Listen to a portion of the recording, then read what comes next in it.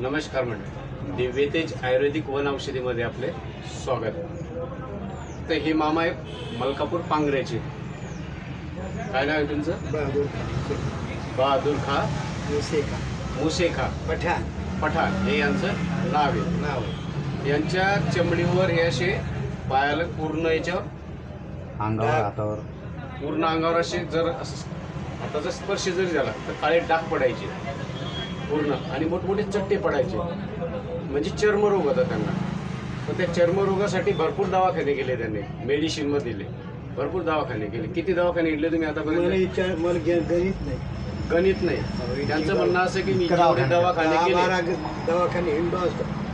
त्यांना आतापर्यंत 10 ते 12 मेडिसिन मध्ये दवाखाने घेतले, विलाज केला, पण त्याला काही कोणत्या प्रकारचा फरक पडला नाही।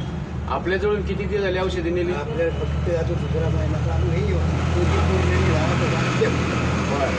आपल्याजवळून 2 महिन्यापासून औषधी घेत आहेत, त्याच्यात तुम्हाला किती टक्के फरक पडला? पूर्णच। म्हणजे त्यानं मेडिसिन मध्ये औषधी घेतली, त्याला कुठेही रिझल्ट आले नाही किंवा फरक पडला नाही।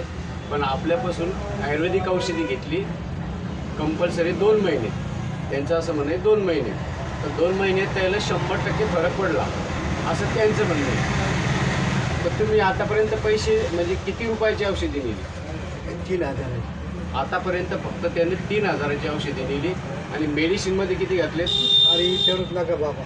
त्यांचं असं म्हणणं आहे की मेडिसिन मध्ये विचारू नका किती पैसे घातले, म्हणजे जितके पैसे घातले ते व्यर्थ घातले असं त्यांचं म्हणणं आहे। आयुर्वेद मध्ये फक्त 3000 रुपये। औरंगाबादच्या दवाखान्यात कमी जास्त 31,000 रुपये गमावले होते मी।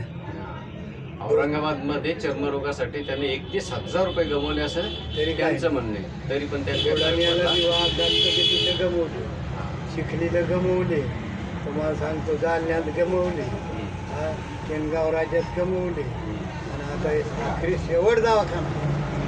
याच्यात फरक पडला ना तुम्हाला? आता मी काय म्हणतो, पूर्ण 100%। फक्त हे इतकं तुम्हाला दाखवलं नाही की इतकं हे इतकं आहे, ठीक आहे, ते पण होऊन जाईल।